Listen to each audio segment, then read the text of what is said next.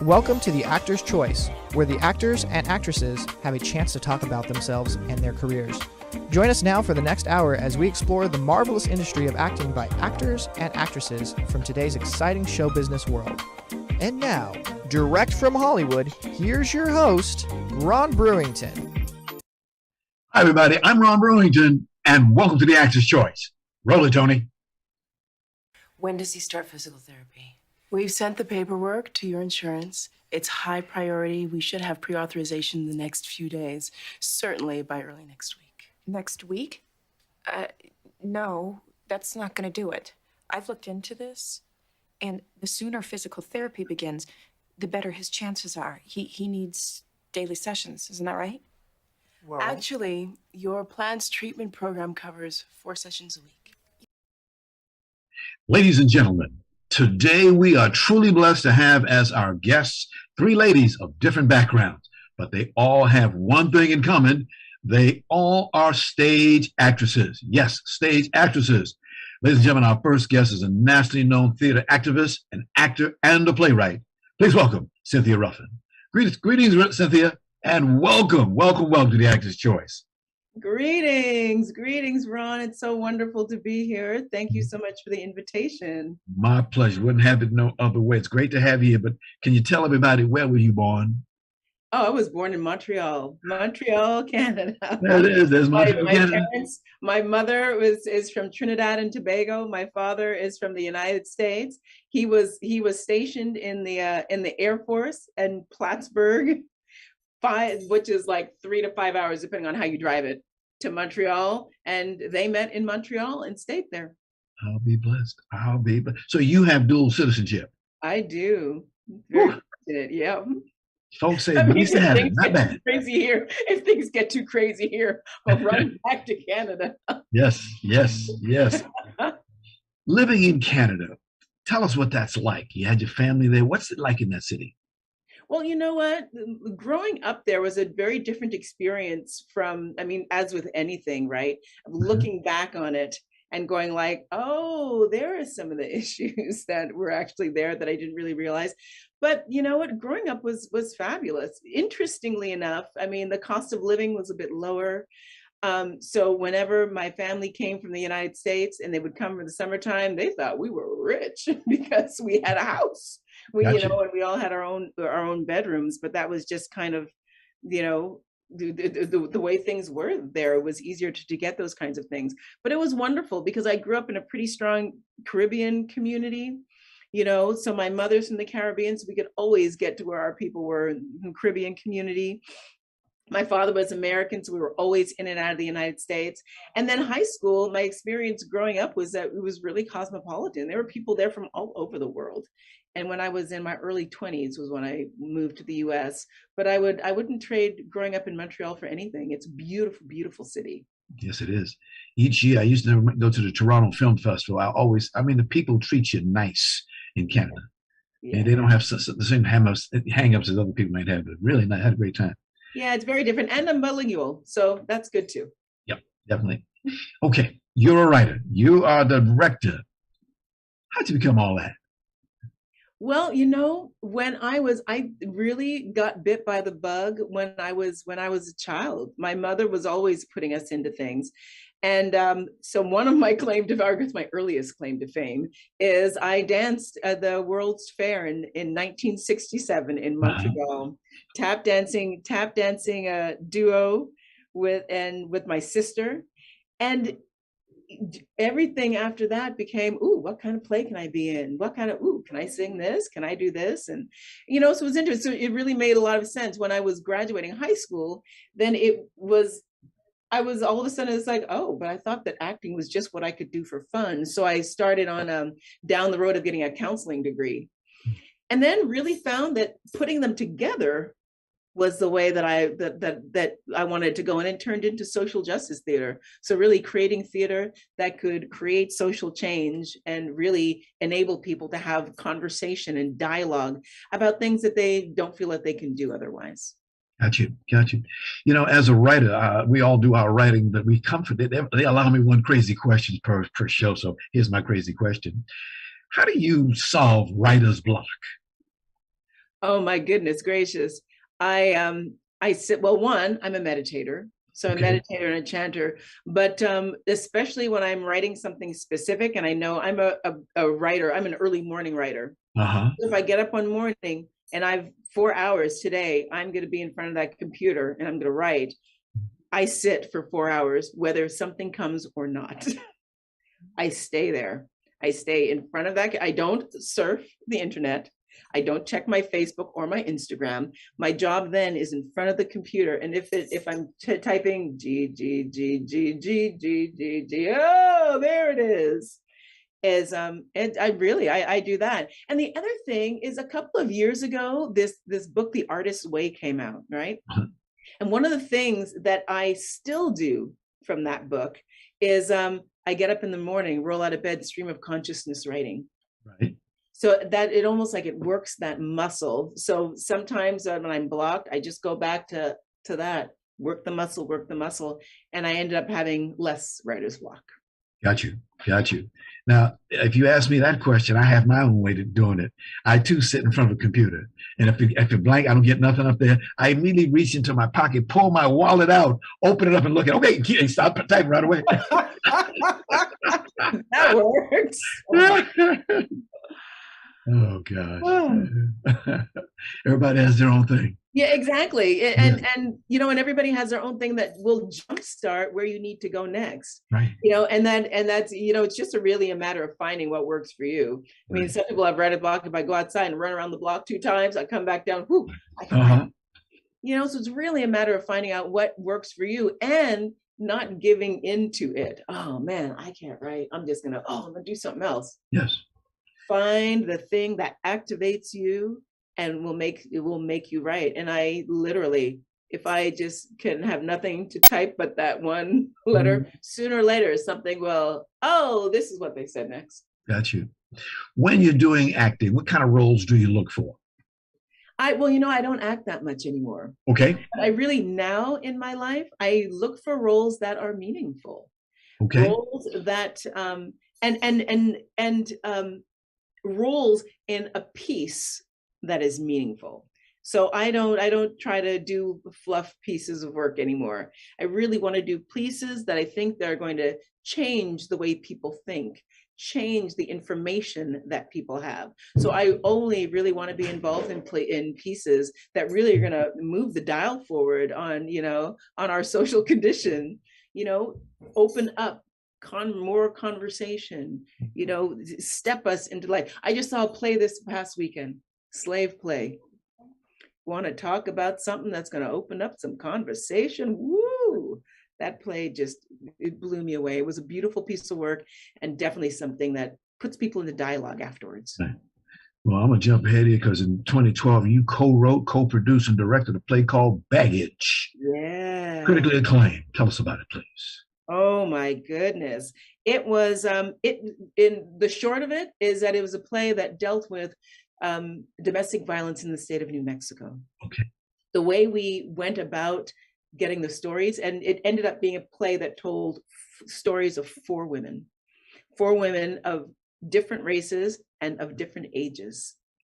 And where we started with that work was we were in New Mexico. So we went to the pueblos. We were on the pueblo and we held a couple of forums where people could just talk through their experiences in these forums. And they knew that we were there because I was writing a play and was looking on, collecting stories. And interestingly enough, especially on the pueblo, the first day, the women all came into this big room. The men kind of lined the back of the room. They stood there. They was like, what are you here for?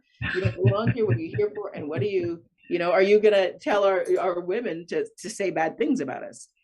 And then when they realized what we were there for and the types of stories that we wanted to collect and what we wanted to do with these stories, that we wanted to tell stories that would change people's hearts and minds. So the men left and we could, and then we could really talk. And that play was really about bringing the conversation of domestic violence into the room, the idea that domestic violence affects women of all classes and backgrounds, and the fact that everybody has the opportunity to end up on the other side, and that's the side of being a survivor of domestic violence and not a victim of domestic violence.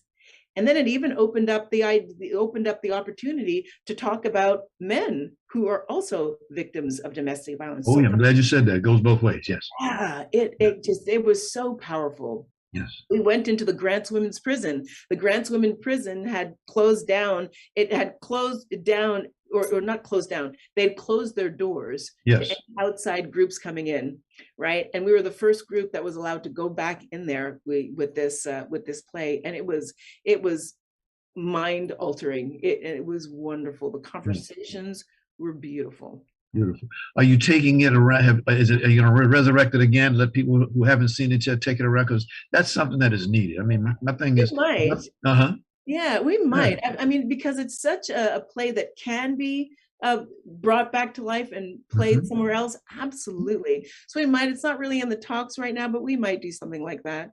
You know, there's another play here that I did here as well called Row Feminists, and that was kind of done the same way, but with some of those women in the play. And it looked at the experience of women who live downtown, women who live on Skid Row because they're Skid Row residents, women who live near Skid Row, women who work on Skid Row, and women who live downtown and try to pretend Skid Row is not there.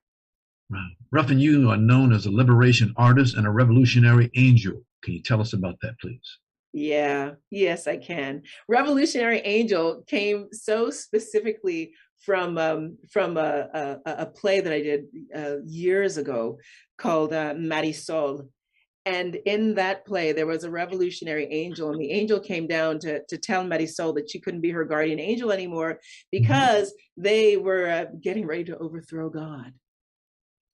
Right. And the interesting thing, exactly, because that whole fallen angel thing, the interesting thing is I've written a couple of pieces after that because the angels try to overthrow God because they think God has fallen asleep at the wheel and is not paying attention anymore. Oh, really? All the crazy things that are happening. How could God let these things happen? And so there's another piece that actually I'm getting ready to film relatively soon, is what happens after these angels try to overthrow God. Well, God, in God's omnipotence, puts an end to that. But what can come up after it? And what comes up, long story short, is God says, oh, you need to be among the humans. And God lets that angel go down, or God doesn't let them, sends that angel to earth. So, and it kind of talks a little bit about the angels that are among us every single day doing the work that they do. And it's almost like they are right from the heavens, and they're doing that hard work. And then being a liberation artist is really about knowing that my artwork is about the liberation of the peoples. Right. So all of my work in terms of my artistry, you know, it's funny until you asked me what are the types of roles that I play now. Only roles that are about that, only roles that are about liberating us, that are about telling us what the truth is, that are allowing us to get into dialogue. You know, even if you want to go so far as to reach across the aisle and have conversations with people you might not generally have conversations with. That's what being a liberation artist is about for me. Yeah. I understand you teach stilt walking. I do. Explain, please. Well, when I was in New Mexico for 10 years. And okay. Loved it. Made some really wonderful friends there. And there got involved with a social circus company. And it really made sense for me in so many ways because I was born with a leg length discrepancy. So I was born with one leg longer than the other. So all through elementary school, I was in and out of the hospital, you know, trying to figure out how they were going to change this. And what happened was when I was 11, I had surgery on my legs. And I was at the Shriners Hospital. The Shriners Hospital run by the Shriners Circus, or the Shriners anyway, the same people that put on Shriners Circus. So I've been going to the circus since I was a child. And loving it. So when I got to met these people running a social circus in New Mexico, I said, oh my goodness, I got to see what this is, right? And it's all about bringing circus to areas and to groups of people who might not, you know, get to have you know, contact with many circuses, and then looking at how these skills actually add to things like self-esteem, body awareness, teamwork and collaboration, and can lead to more community conversations and community work. And then I also learned that the stilt walking that this organization taught is Wise Fool, New Mexico. Yeah. Stilt walking that they were teaching was a tradition that came out of Africa. And when I learned that, I was just like, oh my goodness, I got to learn this. And I've got to find a way to bring this stilt walking to more people. So I'm hoping to get ready to start teaching for a group of kids here in Los Angeles. Okay. Now we got time for one more question, and that is big love, love big. Oh, yes. Oh, yeah. Come on. Big love, because all I have for you is big love in every way. I really try to approach the world heart-centered, and love big. The love big is like go big or go home. If you're gonna love already. If that's what you're about, then do it. Then do it. Step right into it and be a person who comes from a place of love. Don't little love. There is no little love. There's only love. Just like God. There's only God. There's a little bit of God. There's God. Either you got God or you don't. A lot of people call God by different names, how God works for them in their traditions, right? But God is God. Either big God or no God. So big love or no love. Amen. Cynthia, I want to thank you very much for being our guest today. It was through the name of a lady named Norma Bowles, past guest, who led you to us. So yes, Norma. Yes. When you see her, tell her I said hi, please. I absolutely will. And thank you for doing this work, for letting people's stories be heard and be out there, especially people who are actors and artists. Because I think so much of our activism happens through artwork. That's how we get in and we get to touch people's hearts and minds. So thank you, Ron, for the work that you're doing. My pleasure.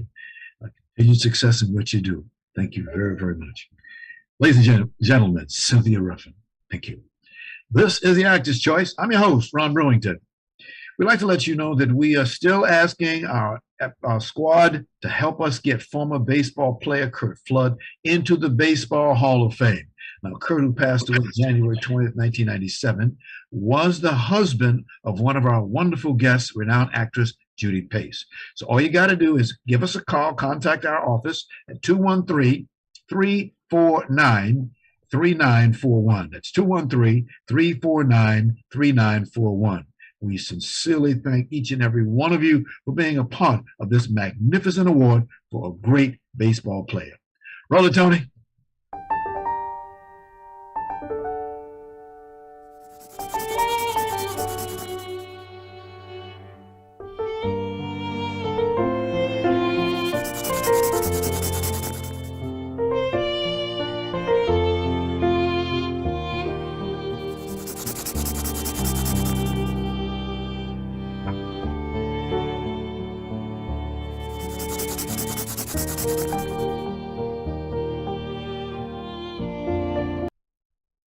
Ladies and gentlemen, my next guest today is an actor, writer, and comedian who you will find also she directs kids in musicals or performing rock songs for crowds like 4,000 at the Oktoberfest. Her recent creation was a series of musical parody videos shared by Rosie O'Donnell and Leslie Jones, garnering over $1 million. Not bad, not bad. Ladies and gentlemen, please welcome Tara Alise Cox. Hi, Tara. Welcome, welcome, welcome to The Actor's Choice. Hi. Hi. Yeah. That's 1 million views, not $1 million. I wish it was. Well, is that what it said on the paper? Okay. Correction. Let me guess, because I see smiles all over your face.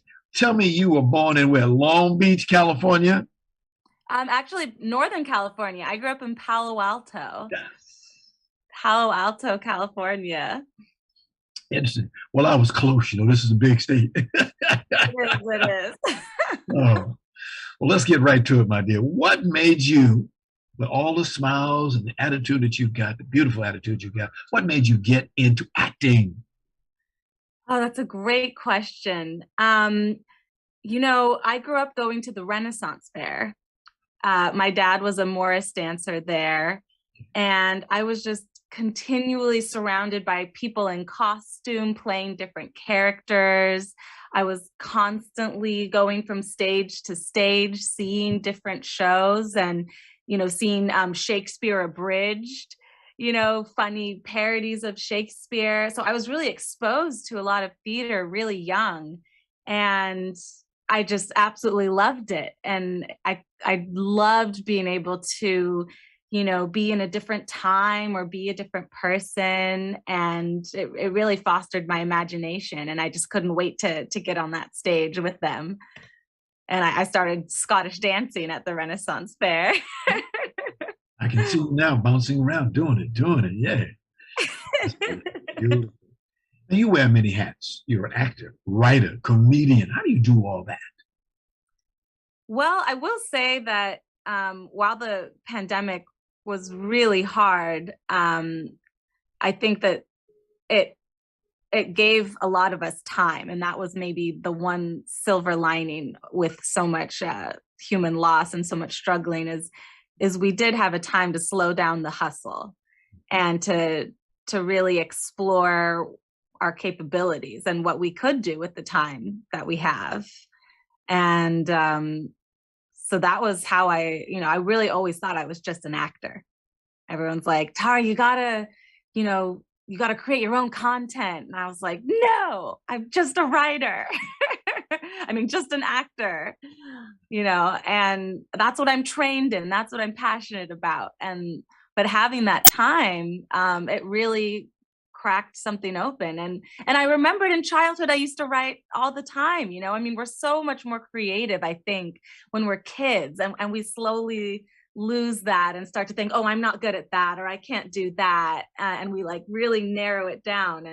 And I really got in touch with that, baby Tara, the Tara that was always writing silly songs and always writing stories. And so yeah, the gift of time is really what enabled me to crack that all open.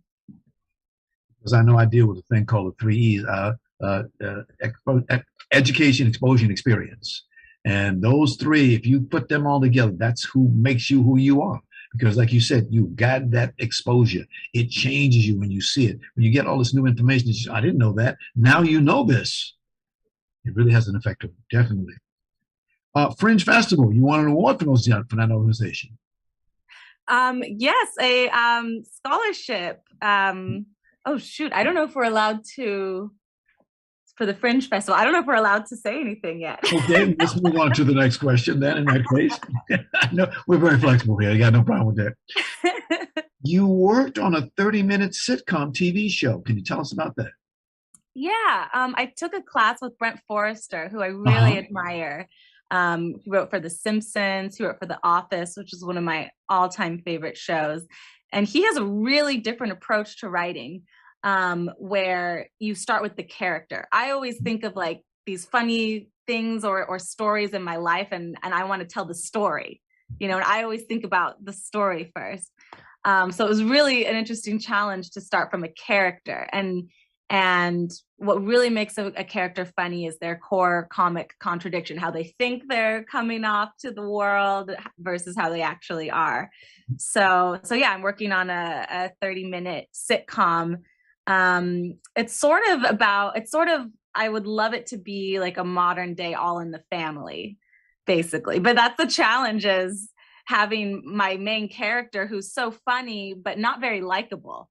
They're very funny because they think they're very, open-minded. They think that they are, understanding or progressive, but then they actually do all these microaggressions and have very, very backwards beliefs. And so yeah, my main character so far is not very likable, but the scenes are hilarious. Okay, because as I read your resume, I noted that you did some IMDb actor credit in 2011 in a film called Climate Tarzan. Yeah, I had a really hard time, when I just had first graduated from UCLA, finding how to navigate this business. And you'd see all these all these postings, all these auditions. Yes. And it was so hard to sort between, you know, what's something that can move my career forward, Right. you know, versus some, you know, random thing. And I was on the bus at this point. I didn't have a car. So I would take the bus an hour to go sit in a room, you know, with a bunch of people that kind of looked like me. And maybe we'd get to act, maybe we wouldn't, you know, it was like, usually the auditions were like 3 minutes long. Got you.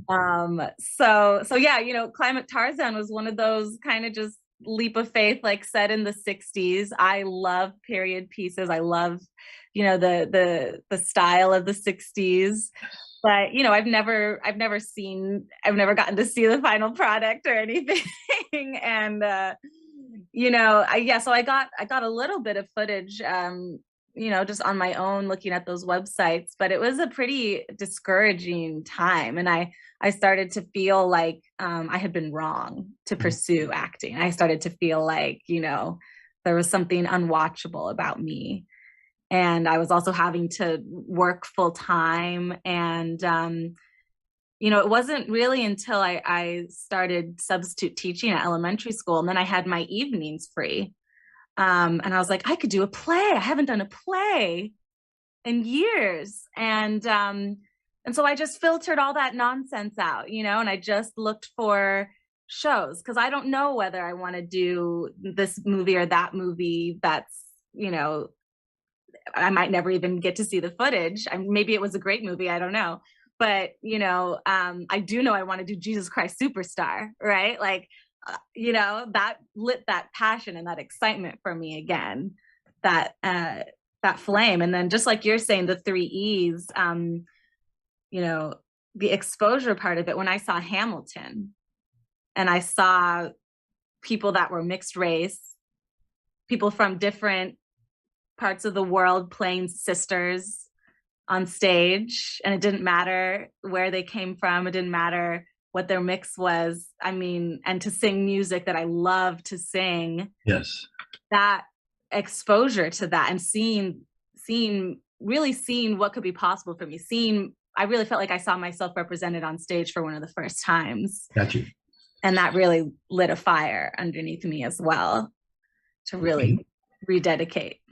Speaking of fires, I see you're real busy on a place called TikTok. Tell us about that.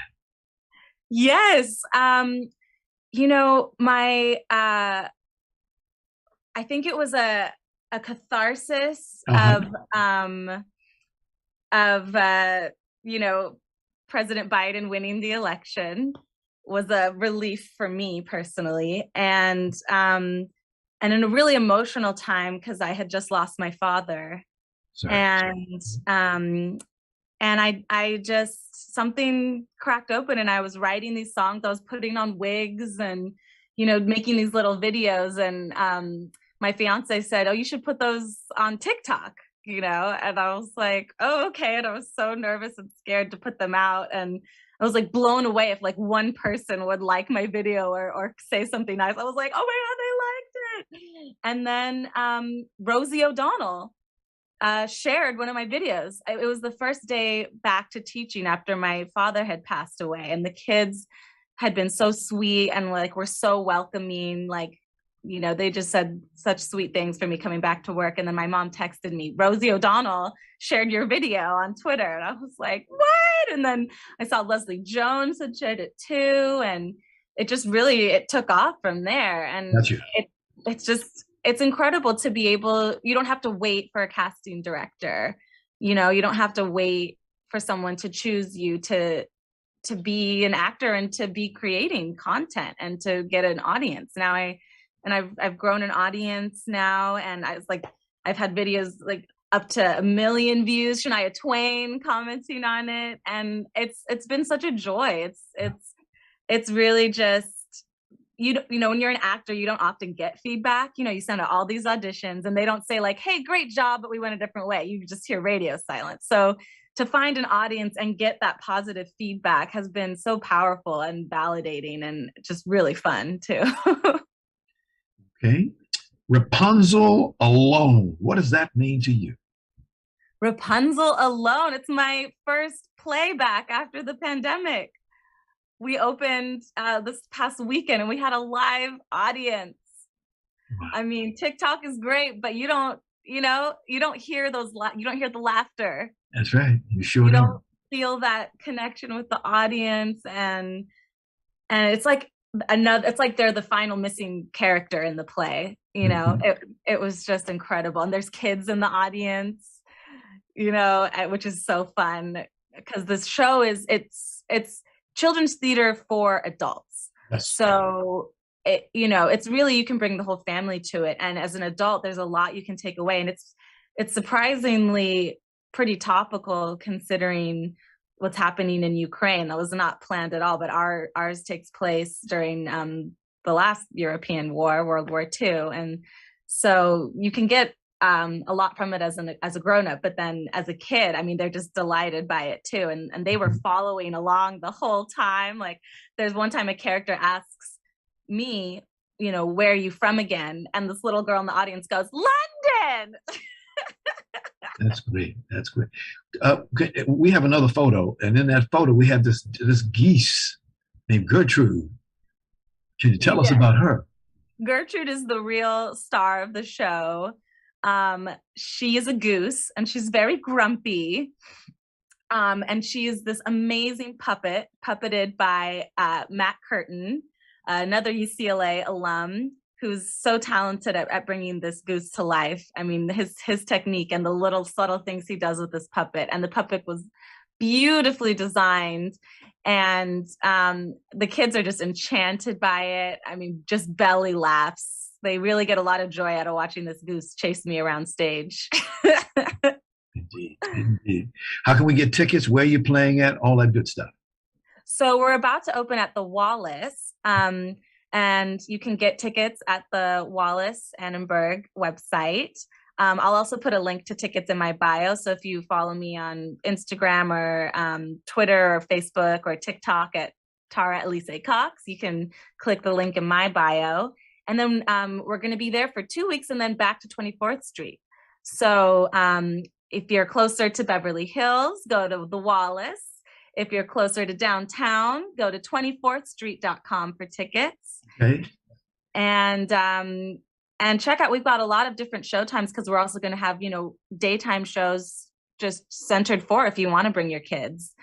We're going to have a lot of, educational shows. So yeah, definitely check out 24thstreet.com and the Wallace Annenberg, two amazing theaters that I am just so humbled and honored to get to perform at.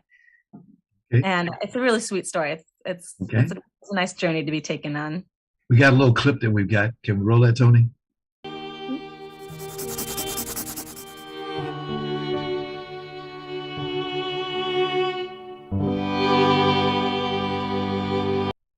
Beautiful. Give some credit there. Thank you, Tony. Thank you very, very much. Yeah, Tara, you've done a great job. I want to thank you very much for being here today. I can see, lady, your attitude. You got a great future ahead of you, indeed. And please, of course, best to your publicist, our good friend, Lucy Pollock. Just keep on doing what you're doing. And thank you very much for being with us today. Thank you. Thank you. Thank you so much, Ron. My pleasure. Ladies and gentlemen, Tara Alise Cox. This is the Actor's Choice. I'm Ron Brewington. Roll it, Joni. I need to know everything that happened the day Angel disappeared. It was a Tuesday. The children were in the front yard. But Angel never came back in. Did you see anyone talking to them? No card, nothing. The neighbors helped me look. I wanted to tell the authorities, I really did. Ladies and gentlemen, my next guest today is a graduate of the Drama Studio London and Rutgers University. Now, over the years, she has earned a stellar reputation for writing, directing, producing theater right here in Los Angeles. Without further ado, ladies and gentlemen, please welcome Odalys Nanin. Now, bless you, my dear. Good to see you. Good to see you. Good to see you too, Ron. And welcome to the Actor's Choice. Folks, me and this lady, when I first saw the name again, I said, wait a minute. I know that name. I know that face. 3 years ago, we did a show with this lady. That's correct. It's been a long, long time. Yes. 2019, my goodness. Could you please tell our listeners, where are you from originally? Well, I was born in Cuba, and I came to this country, this wonderful country, when I was 10.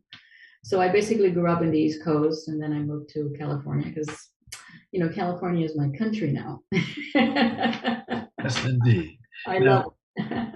Indeed. Now, after you were born in Cuba, how long before you came here to America? Well, I was there 10 years, so I was 10 when we left. Okay. We went on those freedom flights back then. Okay. Yeah, and so we first went to Miami, and then somebody told my dad that he should go to New York, Brooklyn, New York, and so we moved to Brooklyn, New York. Imagine a Caribbean island girl in Brooklyn, New York. That was a This is America. This is America. yeah, it was huge, but it's okay. Everything's good. Speaking of that, what's it like? What was it like for you coming to America? I mean, going to school, Rutgers University, all these things you were doing to get it together to become who you are now. Well, my father, took a big risk because he left everything behind, And so one of the things he told us is that we had to go to college, university. And so that was my goal, to please my dad. I mean, I was his junior, as he called me. Yes. So, Rutgers was one of the schools that accepted me, and it was close to home. Because Cuban fathers don't let you stay at the dorm. They have to, you have to drive in and drive back. Yes. So I went to Rutgers University in Newark, and it was wonderful. And I met a wonderful professor there in the acting department. His name was Vern Smith. And he basically changed my life. I mean, he was one of the key people that told me that I should pursue this acting wonderful career that I'm in. So here we are. Wow. 1992. That is when, according to what I'm told, that's when you actually started producing both short films and bilingual plays. Yes, I did the Carbonell Sisters from Havana in 1992, and I did it in English and in Spanish, and that's how I started, doing theater. And then after that, I did La Chunga, which got many, many awards. Yes. And then I went in through a transition of self-identification. So I wrote this play called Love Struck, and it's about these two girls and their up and down of the relationship. And it was such a huge hit that I decided to, continue, writing plays about that experience. Now, 1996, you did your first IMDb role in a TV series called Land's End. Oh my goodness, that's a long time ago. I do remember. I played a nun of all Yes, a nun. And we filmed it in Cabo. Wow. It was fun. Yes. And then in 1997, you wrote the comedy Love Struck, which sold out every night. Every night, that's right, the Hudson Theater. Yes. Wow. Yeah, and in 1996, I did my first short film, Only One Suitcase. And that's when I also started writing, doing documentaries, short films, and things like that. So yes. Wow, you had your hands in everything. Here's the year 2000. You founded Matcha Theater. That's right, Matcha Theater. Please tell us about it. Well, back then there weren't a lot of plays about LGBT. The Latina voice was not being heard. And thought, why don't we just create, let's create this kind of Matcha Theater, which is an acronym. It means Mujeres, Women Advancing Culture, History, and Art. And I love history.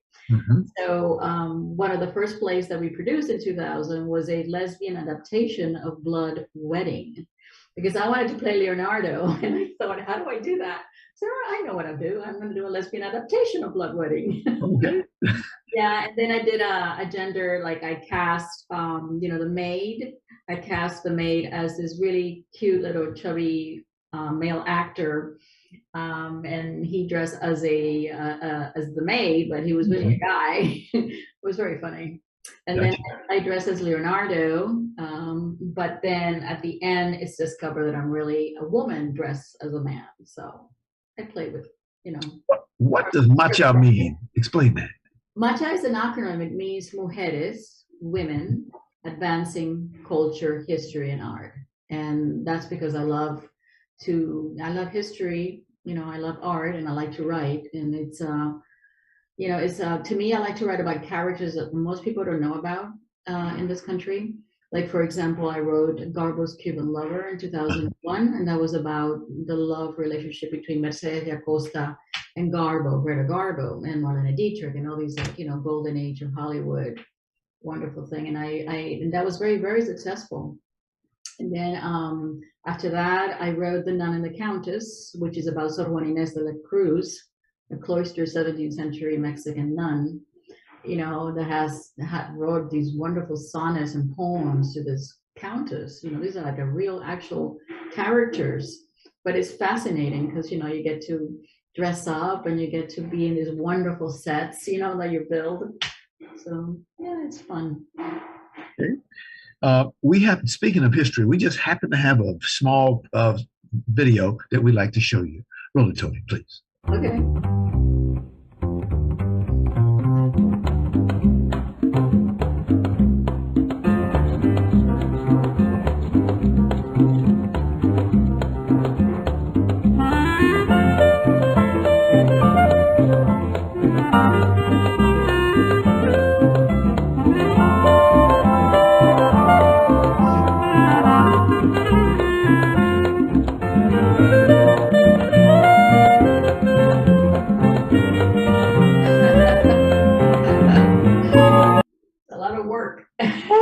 A lot of work.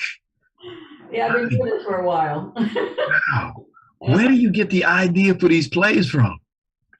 I like research. Or somebody says to me, like, for example, I did a play called The Adventures of the Little Sun, and it's about Catalina de Rauso, a 17th century woman who dressed up as a man and joined the Spanish army and went to Peru and Chile and fought against the Indians. And I thought, wow, that's incredible.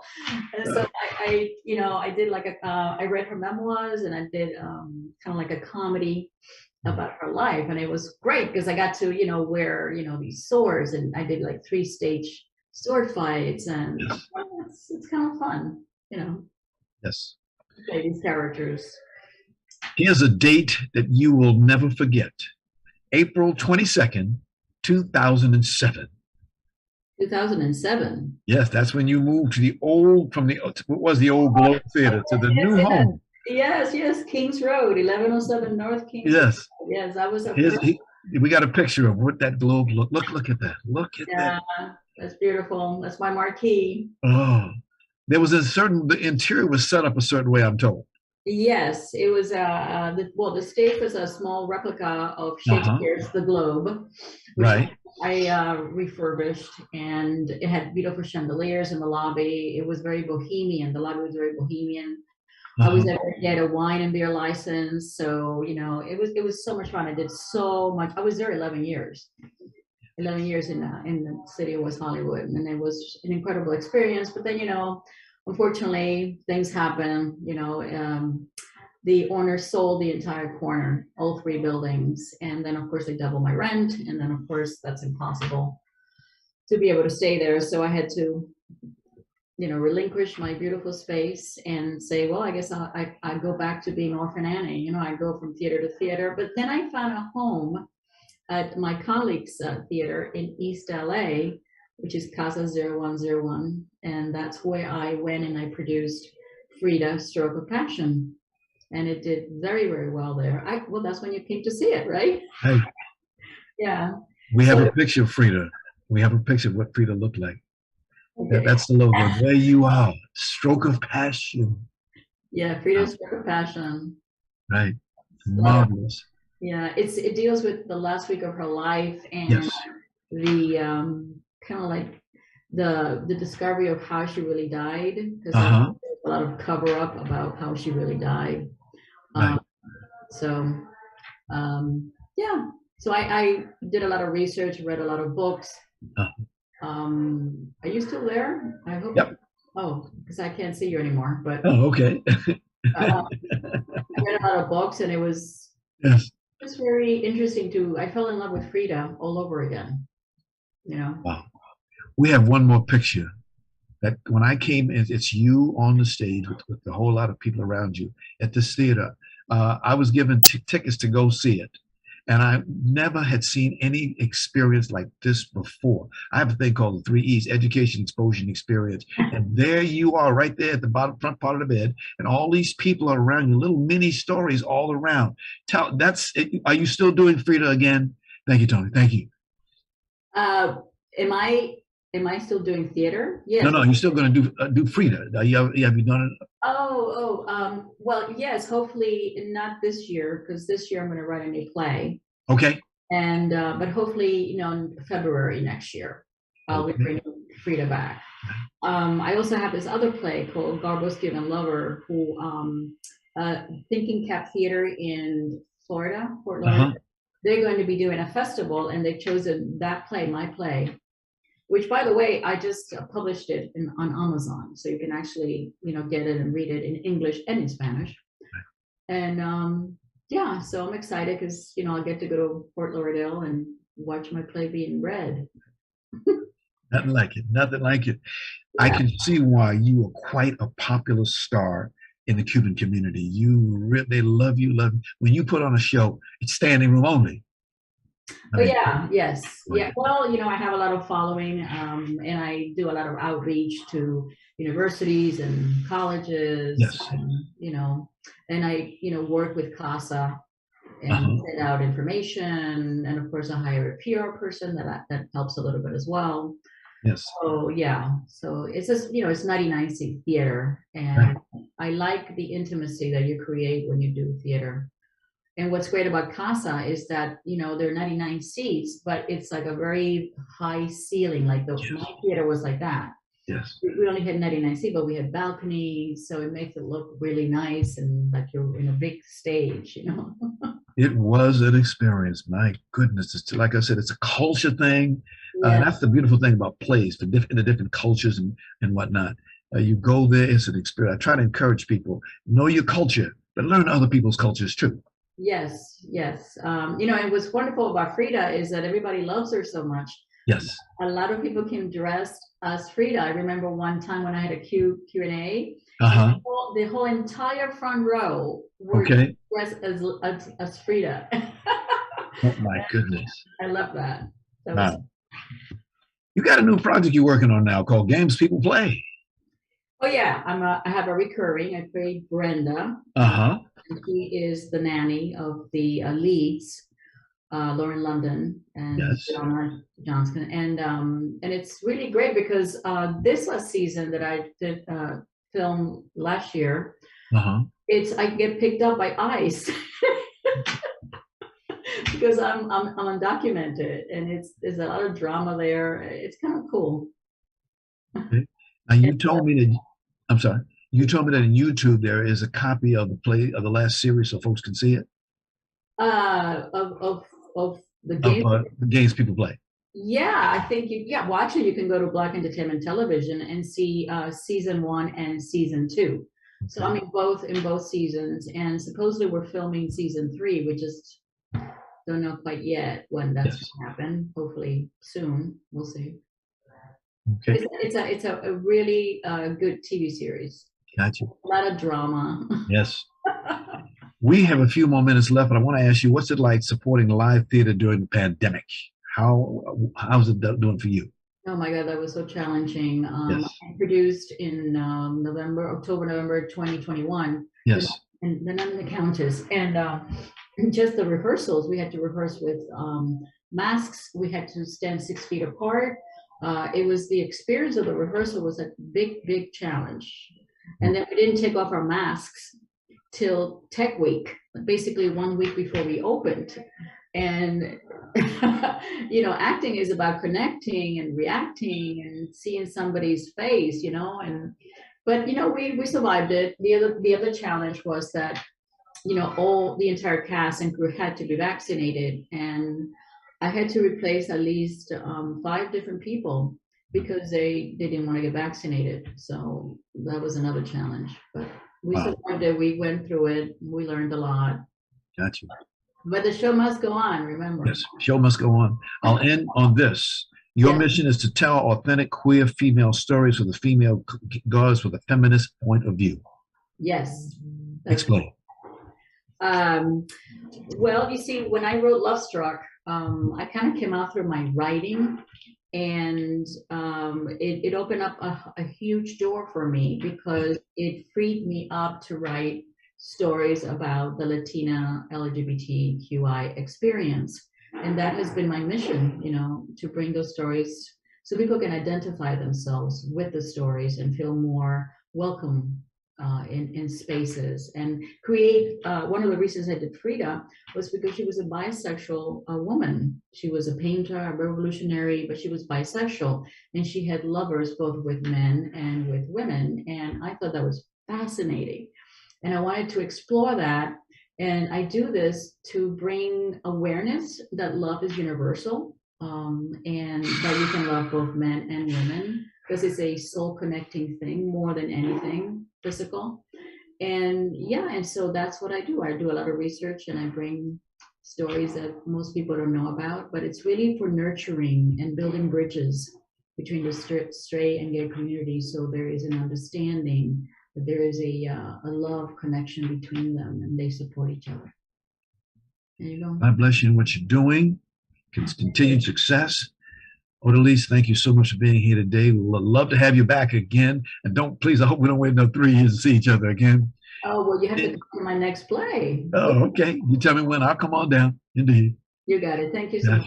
Thank you, my dear. Continued success with the Matcha Theater and Films, indeed. Ciao. Ladies and gentlemen, Odalys Nanin. Okay. I want to thank our sponsors, Harvey Brandman Photography as an Art, Ron Irwin's Lose Life, The Way to Lose Weight, Larry Beaver's Book to the Future, Time Travel, Message in a Capsule, State Farm agent Carla Green, and veteran actor Rob Brownstein's Acting Training School and Actor Space. And much, much thanks to our guest today, theater activist, actor, and playwright Cynthia Ruffin, actor, writer, comedian Tara Alise Cox, and actress, writer, director of the affair that she's got, Odalys Nanin. And of course, special thanks to our ever-growing audience. Be well. We'll see you the next time.